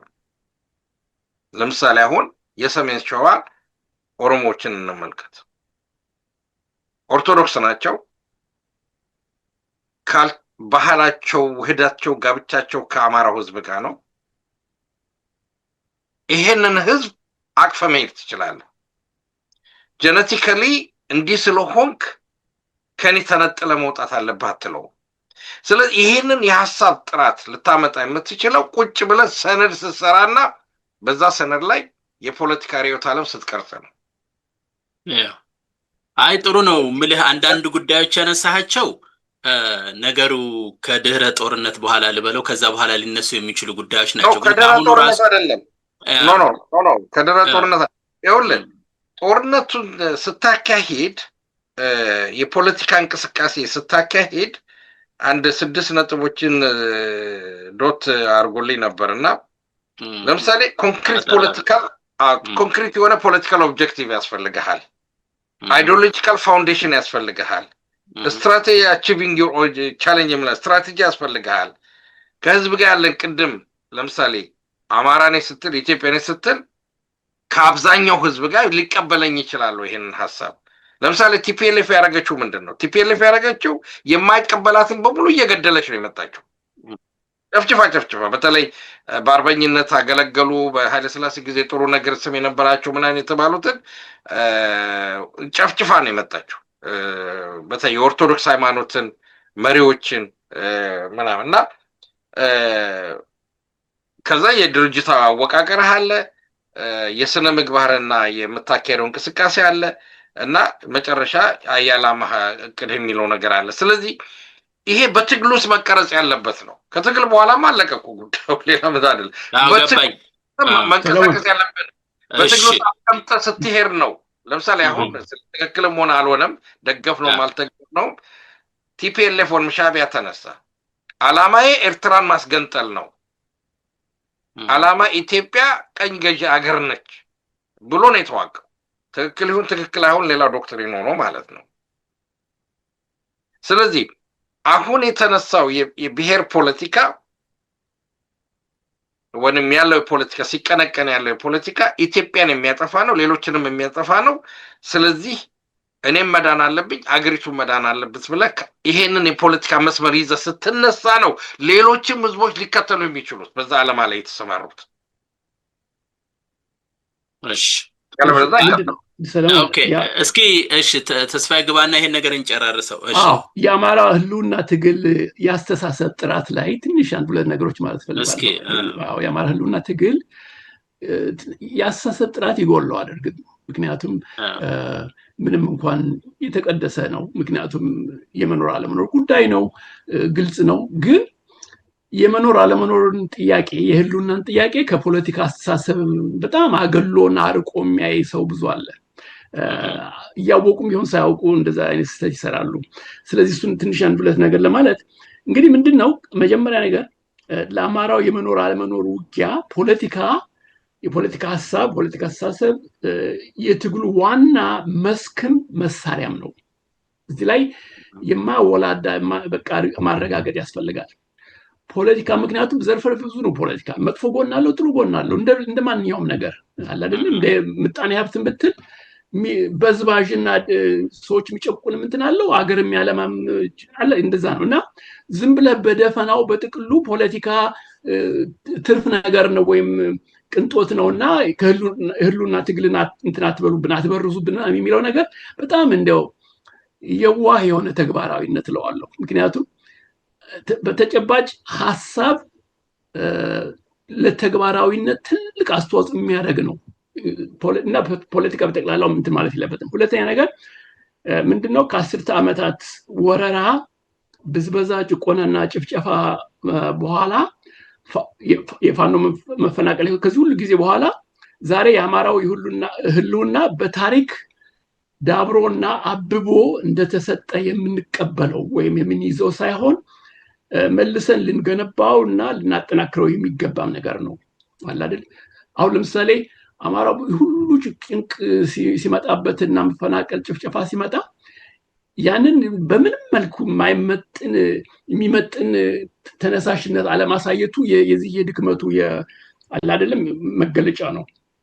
እና ዝም ብለህ ፖለቲካ ድርጅት ፈጥረህ ወይም የጦር ሰራዊት ድርጅት ፈጥረህ ፋኖ ብለህ ይህንን መፍትሄ የምታገኝለት አይደለም። ሰፋ ያለ ያ ራሱ ብቻውን መፍትሄ አይደለም። ሰፋ ያለ የአማራው ትንሳኤ እንትን መደረግ አለበት።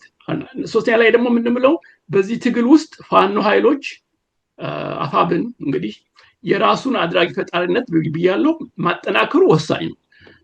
የአማራውን ማህበረሰብ ለማጠናከር እና መልሶ እንዲያንሰራራና ታሪካዊ ሚናውን እንዲጫወትና የሚገባውን ስልጣን እንዲይዝ ከተፈለገ ፋኖ ታጋዮች እነሱ ራሳቸው ከውስጥ ወደ ውጭ ማለት እንግዲህ ጥንካሬውንም ከዛ ከውስጣቸው ጀምረው ነው ራሳቸውን አጠናክረው ነው መሆን ያለበት።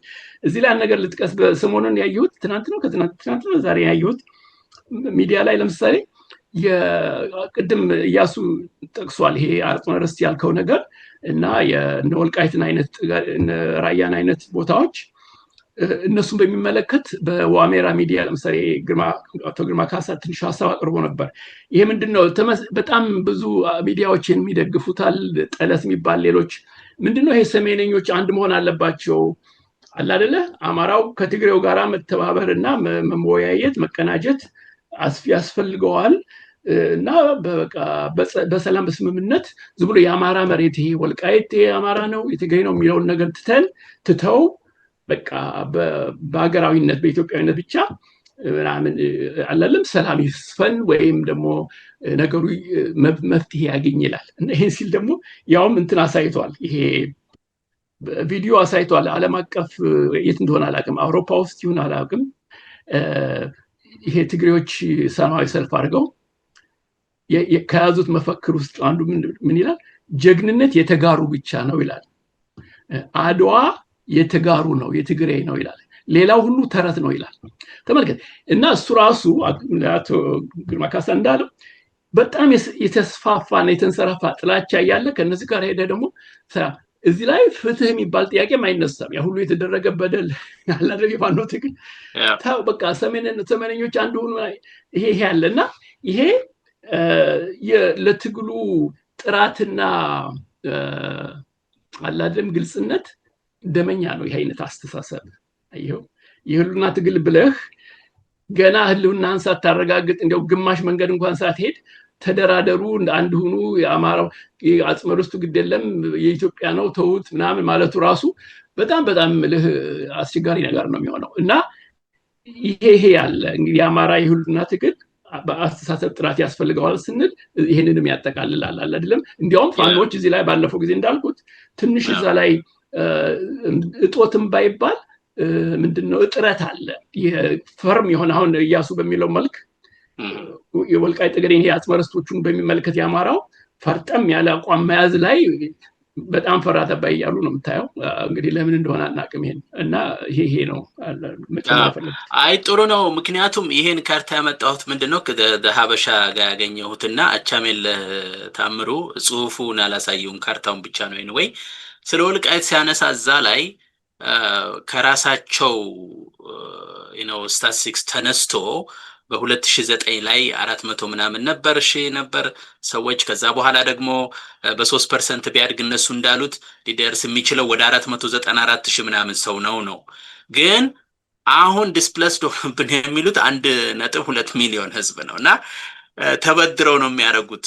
አሁን ነገሩን አወረዱት። ይሄ የኔ ነው የአማራ ነው የትግሬ ነው ሳይሆን ክርክሩ አሁን ቅድም እንዳነሳው መጀመሪያ ብዙ ግፍ የተፈጸመበት ቦታ ነውና የፍትህ ጥያቄ ነው መነሳት ያለበት እና ከዛ ግን አወረዱት ነው የሚባለው። አሁን እንደምናየው ግን የወረደውንም እንኳን ዝም እንኳን ማለት አልቻሉም። ደግሞ ቲፒኤልኤፎች ነው ኢያሱ ልጨምር ትችላለህ በዚህ በነገራችን ላይ ይቅርታ የምታሳየው ካርታ ለምሳሌ ትግራይ ይሄ ወልቃይት ጠገዴን ጠለምትን በሙሉ እንትን ምዕራብ ትግራይ የሚለው ትግራይ የሚለውን ክፍለ ሀገር ይሄ ፒንክ ቀለም ያደረጉት አሁን እሱ ልክ አይደለም። ለምሳሌ አትሊስት ያን ኤሪያ ሌላ አይነት ቀለም ሰጥተህ ያልተምልህ እኔ እንዳለ ነው የወሰድኩት። ግን እዚህ ጋር ምን አድርጎታል መሰለህ ይሄ ሬድ ላይን ይታያል እዚህ ጋር እሱማ በወንዙ ነው እሱማ ከዛ ውጭ ያለውን አየህ እሱን ነው የወሰዱት። ይሄ በሙሉ በዚህ በኩል ግን ያን ወንዝ አቋርጠው ነው እንግዲህ አሁን እንዳልከው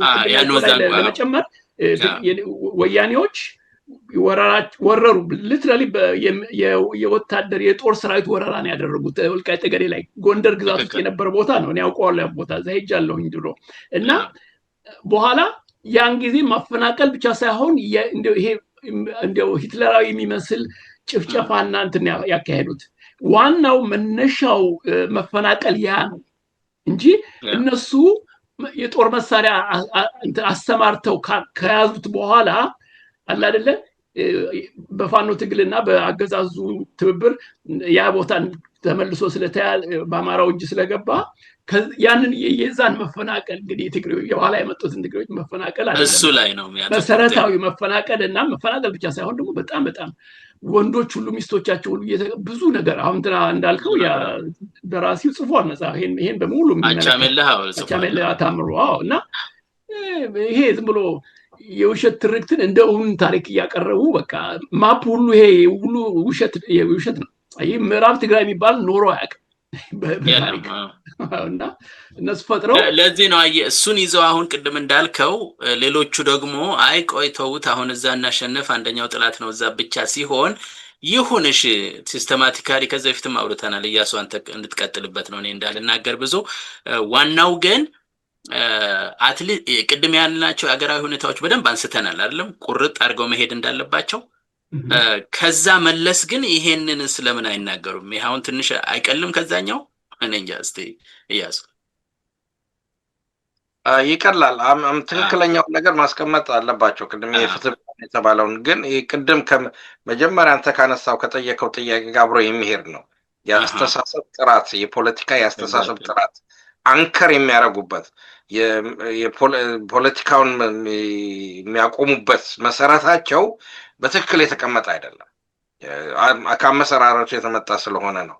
አሁን መጨረሻ ሄዶ እዚህ ሂደት ምናምን በሚፈጠርበት ሰዓት ሌሎች ነገሮች አሉ። በሚፈጠርበት ሰዓት አንዳንድ ሁኔታዎችን አሁን ለምሳሌ ቅድም ተስፋ ያነሳው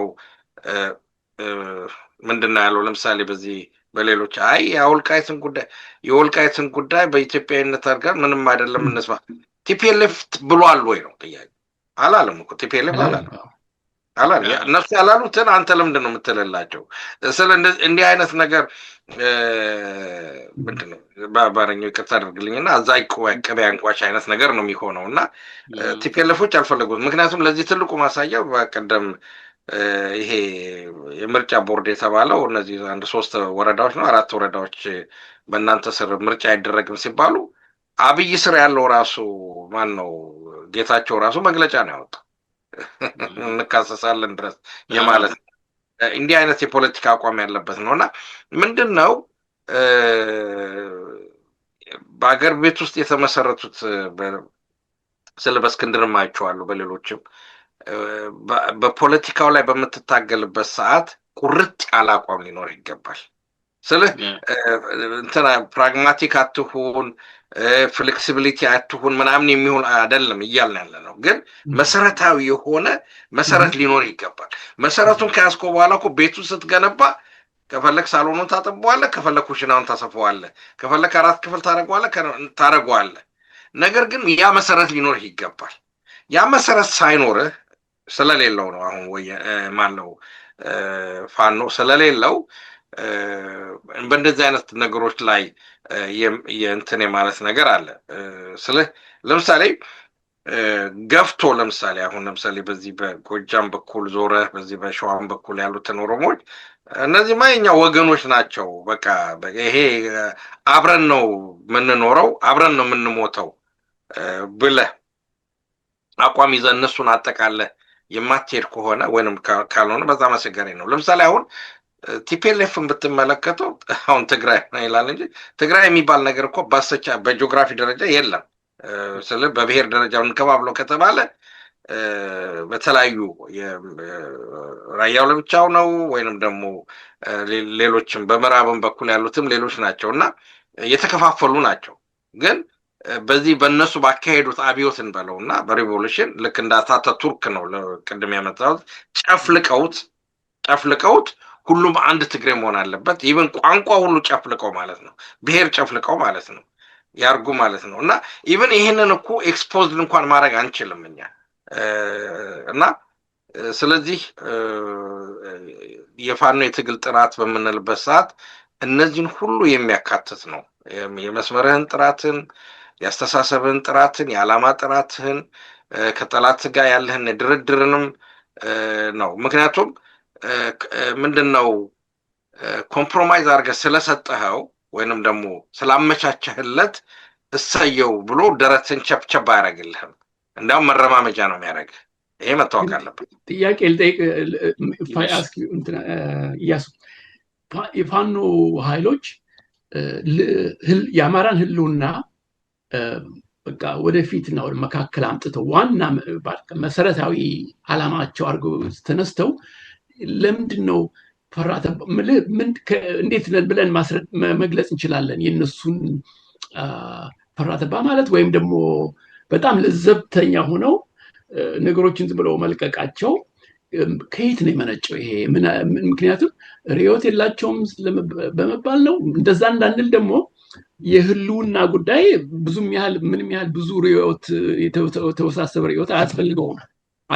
ለምሳሌ በተለይ ወልቃይት ጠገዴ የሚመለከት ስንት አማራ ነው የደቀቀው? ያቺ ቦታ ምን ነበረች? ማይካድራ። እሱ ብቻ ሳይሆን በተመሳሳይ ብዙ ነገር ሴቶች ብዙ ድፍረት እና ትንሽ ግራ ያጋባሃል። እና ይሄ መሰረታዊ ጥያቄ ያስነሳል ስለ ፋኖ ትግል።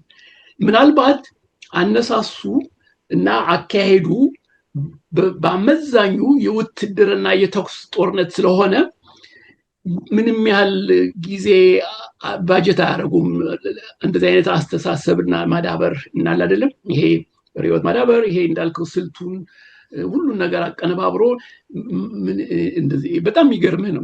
እንትን ነው ቀላል አይደለም። ይሄን እንትን ለማድረግ ኤክስፕሌን ለማድረግ እስኪ እንደው አጠር አድርገን በዚህ አሁን ባነሳው ላይ እኔም አለኝ አስተያየት። እስኪ አንተም ትንሽ ኤክስፕሌን ለማድረግ ትንሽ በሁለት መንገድ እንመልከተው። አንደኛ በመጀመሪያ በዲሞግራፊ እንመልከተው እና አሁን ያለው የፋኖ አመራርና እንቅስቃሴ አብዛኛው ማለት ይችላልው የወያኔ መንግስት ከወጣች ጀምሮ ያደገና የተማረ ነው እና በወያኔ ፖለቲካል አስተሳሰብ ውስጥ ያለፈ ነው። በትምህርት ቤትም በለው በአገርም ደረጃ ብትመለከተው አንደኛ።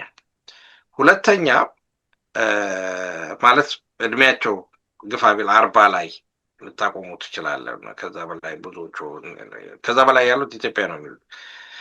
ሌሎቹ ደግሞ የዚህ ከእንትን ጋር ምንድነው በጣም ድንገት በሌላ መንኳስ ግን የብአዴን ትልቅ ተጽዕኖ ያለበት ነው። እሱ ልክ ነው።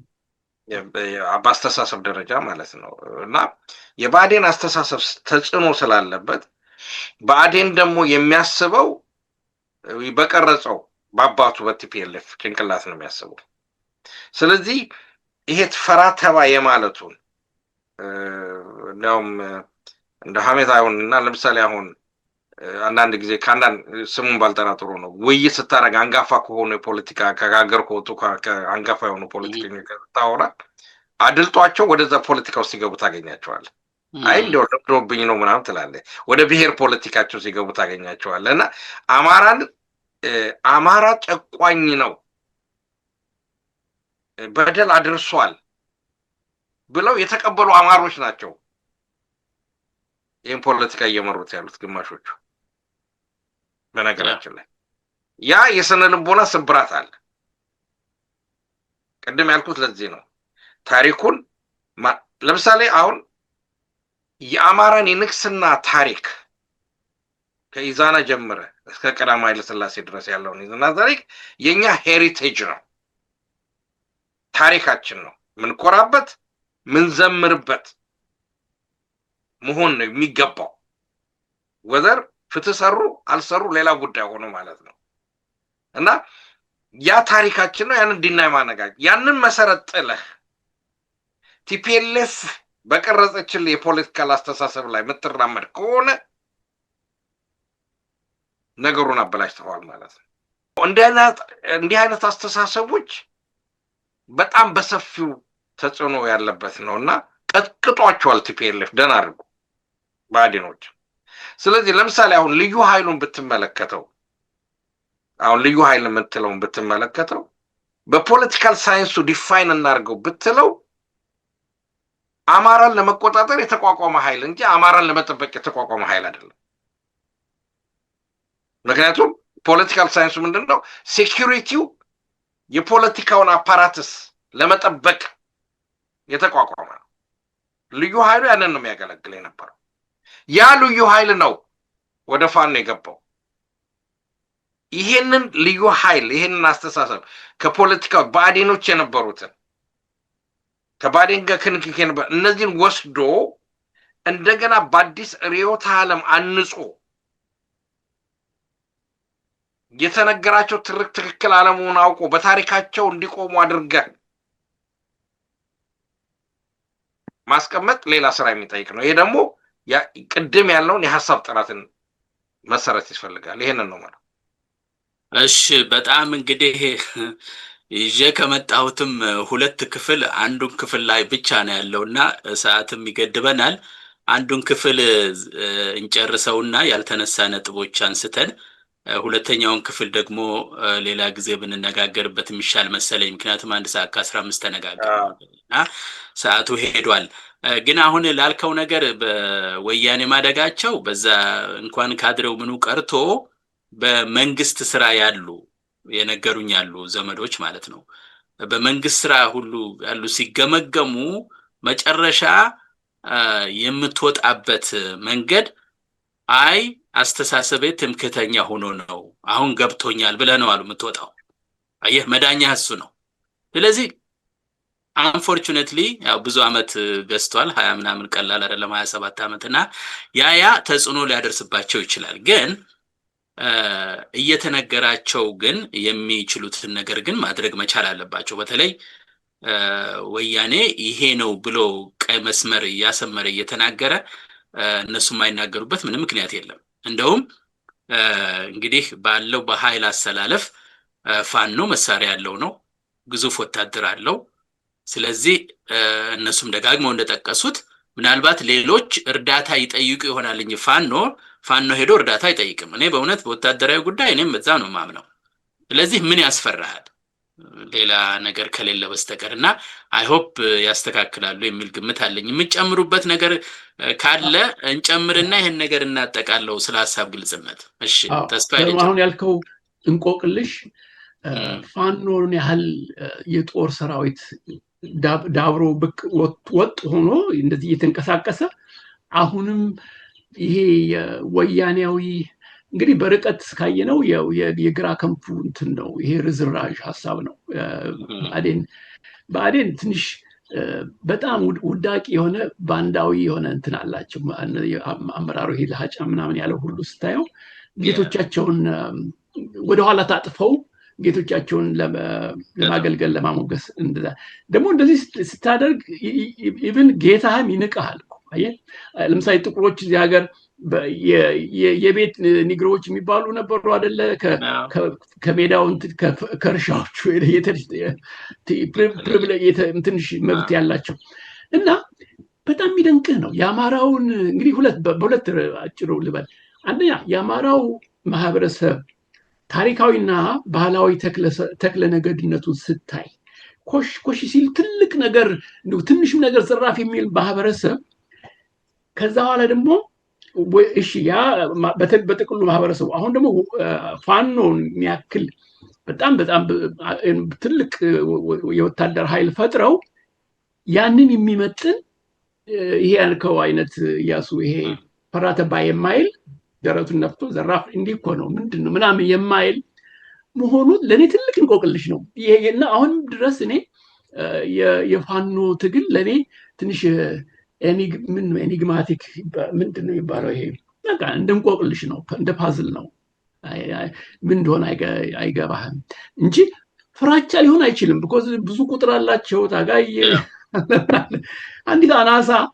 አንድ አናሳ ማህበረሰብ ውስጥ የወጣ አናሳ ፓርቲ ወያኔ የሚባል አሁን ደግሞ ተከፋፍሎ ርዝራዡ ነው ያለው እና አንተ 1 ሚሊዮን ጦር ይዘህ ሰው ወታደር ምንድነው ይሄ እና ይሄ የሚገርምህ ግን በሚዲያ በመናምን ይሄ ሁሉ ነገር ይሄ ነገር እኛ አሁን ዛሬ ያነሳናቸው ጉዳዮች በይበልጥ ትኩረት ተሰጥቷቸው ውይይት ላይ መቅረብ ያለባቸው ናቸው ያስባሉ አለ አይደለም እኛ ከቀና መንፈስ ነው አለ አይደለም ይሄ ሂሰታዊ አቀራረብ ቢኖርንም ለፋኖ እና ለአማራው ትግል በመቆርቆርና ለሀገርም በዛው አያይዘን ለሀገር ህልውና ቀጣይነት ነው እንግዲህ ከንሰርናችን በዛ መንፈስ ነው የማቀርበው ግን የሚገርም ነው እስቲ እያሱ ከመናገሩ በፊት አሁን የሚዲያውን ነገር ስላነሳ ሚዲያውማ በዚህ አይነት ነገር ነው ጊዜውን የሚያጠፋው እነ ለመናገር አንድ ነገር ላሳያችሁ ጥርሱ የሚመጣለት ከቤተ መንግስት ይላል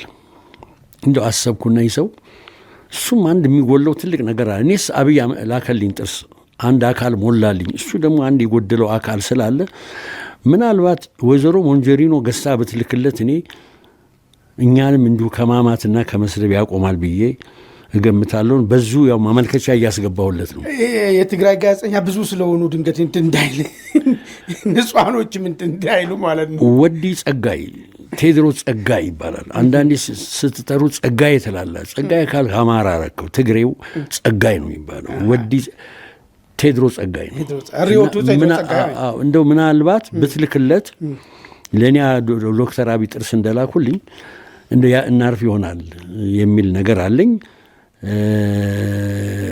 ምክንያቱም ደጋግሞ ስለሚያነሳው ነው የተቆጨ ይመስለኛል እኔ ተሞልቶልኛል ጥርስ ተልኮልኛል እሱም ፈልገው ነገር አለ ብዬ ስለማም ቢላክለት ጥሩ ነው እላለሁ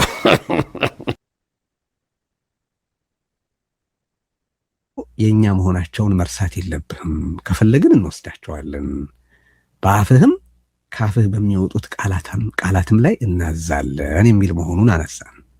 በዚህም ታሪክ መነሻነት ሰው ራሱን ለአገዛዝ ሲሸጥም ሆነ ሲያከራይ በራሱ ማናቸውም ነገር ላይ የማዘዝ መብቱ እንደሚነጠቅ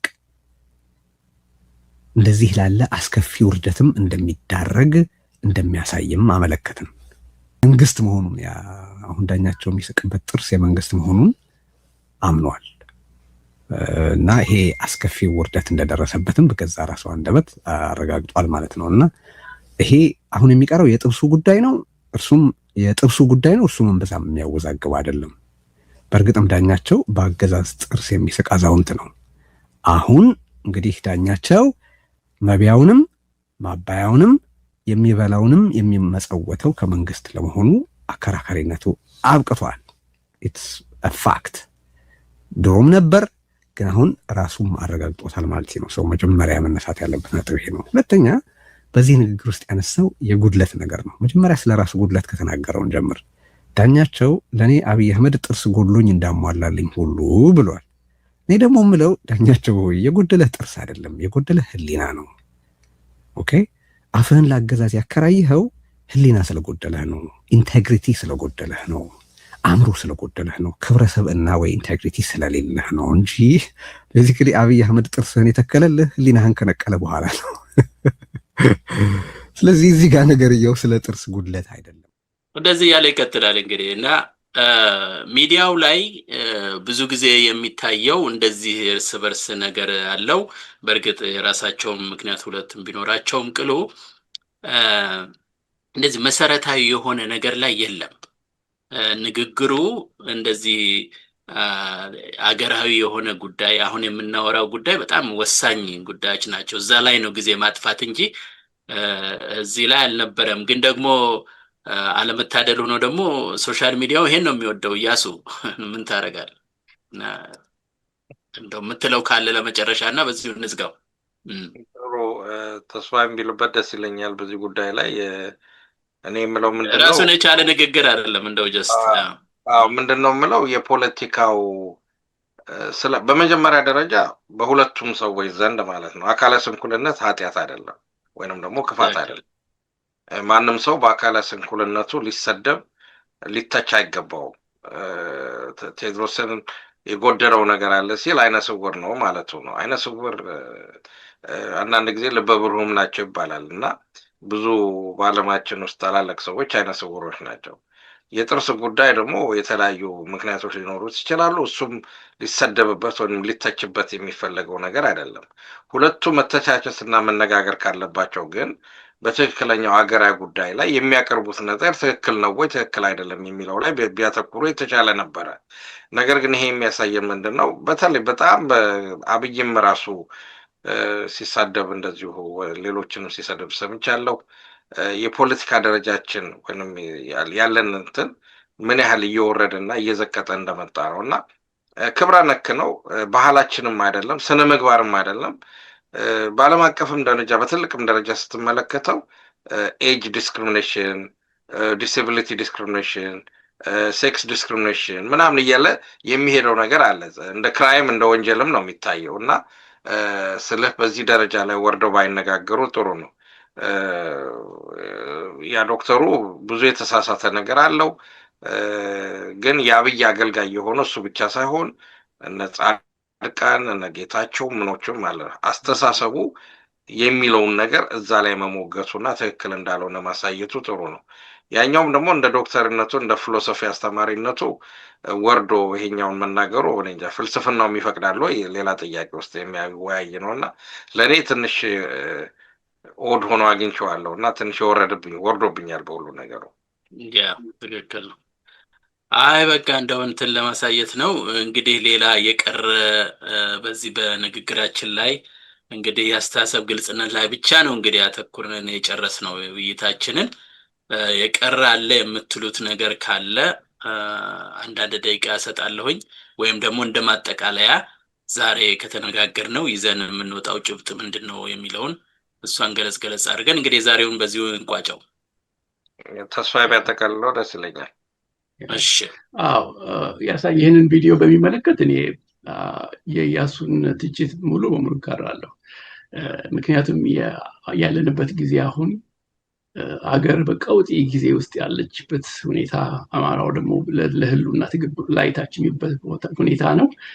ግን በዚህ ደረጃ የእንትኑ የክርክሩ የውይይት ደረጃ በጣም ዘቅቷል፣ ወደታች ወርዷል እና ይሄ ያሳዝናል። ምክንያቱም ሁለቱም እኔ ሳይ አስተዋጽኦ ሊያደርጉ ይችላሉ በአስተሳሰብ ውይይት አለ አይደለም ጥራት፣ ሁለቱም የራሳቸው አቅም አላቸው። ይሄ ነው የማይባል ግን ያሳዝናል። ይሄ ግን እንግዲህ ዋናው ነገር ሌላው ደግሞ ምንድነው ይሄ በሚዲያ ይሄኛው ትንሽ ሳቢ ሆነ፣ ግን በሚዲያ የሚቀርቡት ውይይቶች፣ ትችቶች ሁልጊዜ ትንሽ እንደው ፈንጠር ብሎ የትም የማይሄዱ ያንን ይሄ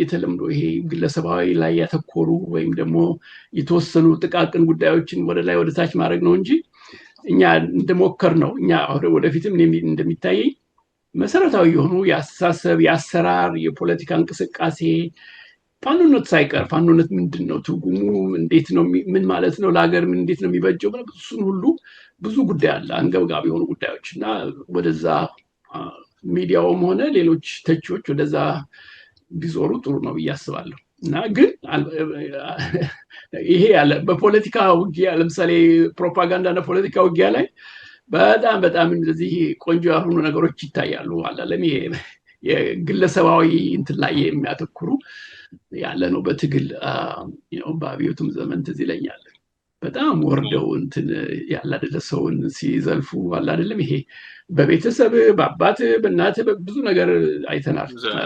እኔ ቦስተርኛ ትዝ ይለኛል እንደዚህ አይነት አንድ ነገር ውይይት ላይ አቅርብኝ በቃ ይሄ አዳሪ ማሱን የማይከተል የማያምን ምናምን የሚል አለ አይደል ብሎ እዚህ ገባ ምናምን አለ። አዎ እና ይሄ አለ ነውና ይሄን ያለ ያሳዝናል። ግን እኛ በዚህ መንፈስ በያዝነው መንፈስ ብንቀጥልና አስተዋጽኦ ብናደርግ እመርጣለሁ። እንደዚህ ነው። በጣም ጥሩ ነው። እንግዲህ ዛሬ ከተወያየንበት አንጻር ያው ዞሮ ዞሮ በዚህ በአንደኛው ጉዳይ ላይ ተነጋግረናል። እንደማጠቃለያ እንግዲህ ያነሳ ነው የአስተሳሰብ ግልጽነት ነው። የአማራ ማንነትንም አንስተናል።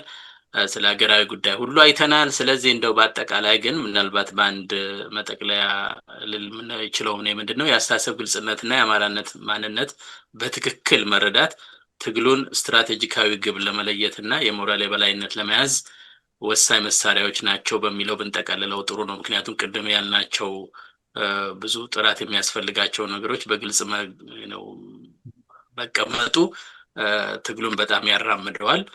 ህዝቡም የሚከፍለውን መስዋዕትነት እውነት ለመናገር ቅዱስ መሆኑን ይረዳል፣ ከጎኑም ይሆናል፣ ጊዜም አይፈጅም። ይሄ ጥርጣሬ ሁሉ ይሄ ጭጋግ ብለን ዛሬ ያነሳ ነው ከዛ አንጻር ነው። ጭጋጉ ሁሉ ይገፈፍ ነበርና ከዛ አንጻር ነው የምናየው። እንግዲህ ይሄ የነበረን ጊዜ ይሄን እሺ ሰለሞን ለመዝጊያ ያህል ጆርጅስ አንድ ነገር የአማራነትና የኢትዮጵያዊነት ግንኙነቶች ምንድናቸው እንዴት ናቸው ለሚለው ባጭር እንደው አንድ ሰባባል ተናግሬ ልዝጋው። ምንድነው ይሄ አይ ቲንክ ይመስለኛል በመንፈሳዊ አነጋገር ዘይቤ አለ ስለ አምላክ የአምላክ ገጽታዎች የፈጣሪ ገጽታዎች አንድም ሶስትም ናቸው።